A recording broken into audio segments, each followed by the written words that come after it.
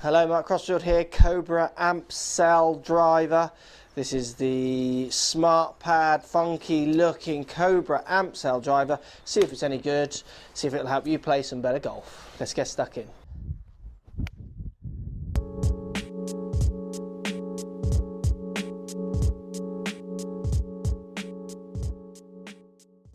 Right guys, in my hand I've got the Cobra Cell driver. This is a changeable neck driver, so you can change the loft. There's a bit of draw bias in this one. This is just the standard one.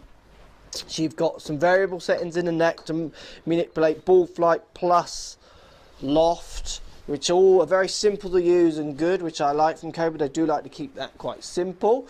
We've got the E9 face technology on the face, so they've been peddling that one for a while now, but I'm sure they would argue if it works, why change it? So well done to them for not changing every 2 seconds, maybe like other companies do.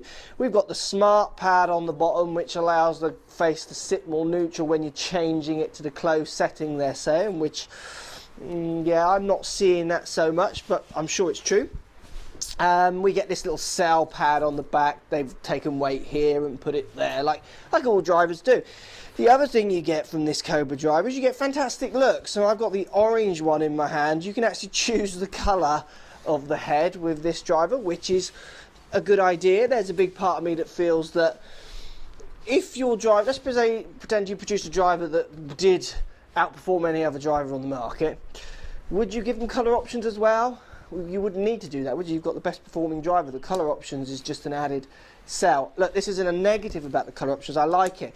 But to me, it kind of says how, which hopefully you're kind of understanding from these videos, that most of these clubs do perform pretty well. These companies don't really make many bad clubs.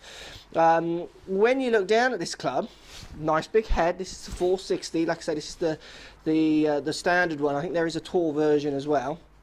You get a little bit of grey and then a little bit of grey on the toe just for graphics. The orange looks nice. I've got the standard stiff shaft in this one. This is the Fujikura Fuel they're putting in this. The white shaft going into the orange head looks nice. Look, I'm not, as you probably know from watching the videos, a massive shaftoid, but this shaft does feel, as I move it around, quite floppy for a stiff. So all you shaftoids out there who are really dialing those numbers in with your shafts and feeling like it makes a massive difference, you might want to get into some of the custom shafts on this one. This one off the rack does feel quite loose, which is surprising actually.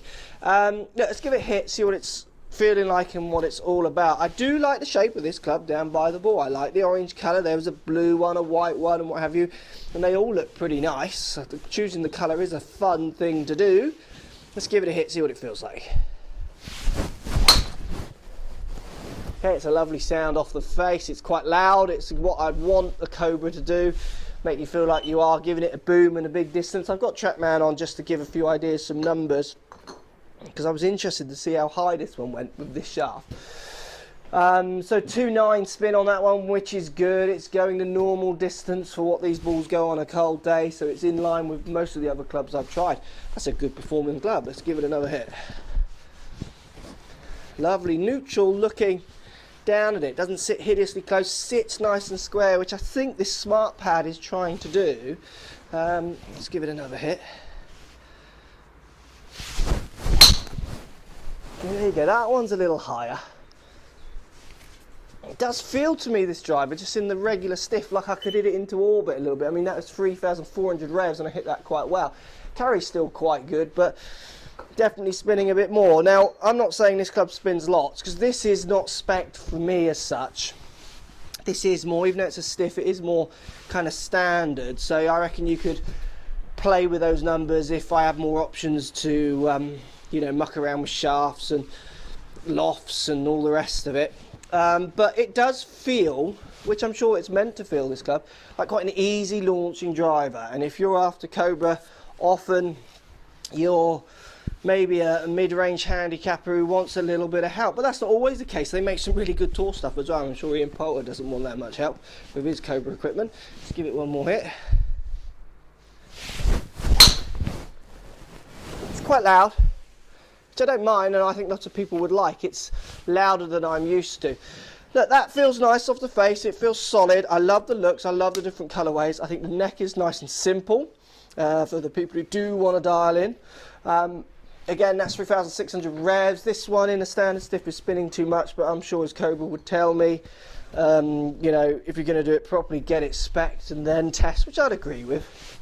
It's just impossible to get any of their equipment off them to test, unfortunately. But I like this driver. I think it's a decent club. I think it could be popular. I think Cobra's a great lesson for us all. There's the one that I was worried of. That's gone into orbit. Is it ever going to come down? I hit that quite well. See if we can get the numbers. 4,800 revs. Woohoo! That is up there. You know, this is a nice driver, and I'm sure it'll perform really well in the right hands. I like the different colourways. Like I was saying, I think Cobra's a very interesting one about trying to find it, re-find its place. It had a place in the market, didn't it, when it was with Acushnet. It then got sold or palmed off to Puma, who are now trying to sell it back to us, and it's trying to re-find its spot, its niche.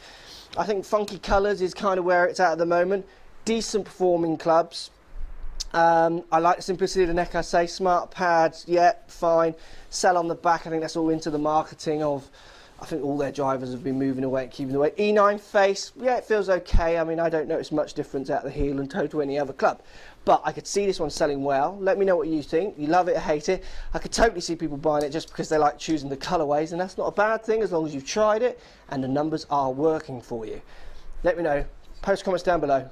Thanks for watching. So if you like what's going on here, don't be afraid to subscribe to the channel. Also thumbs up the video, post comments, love to hear what you guys got to say. Let's keep it social. The more we talk, the more we share, the easier this game will get for everybody. So if you want to find me on Facebook here, you can find me on Facebook.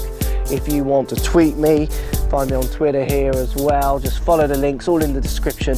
Come and join the show, get active, get involved, get playing some better golf. Thanks for watching.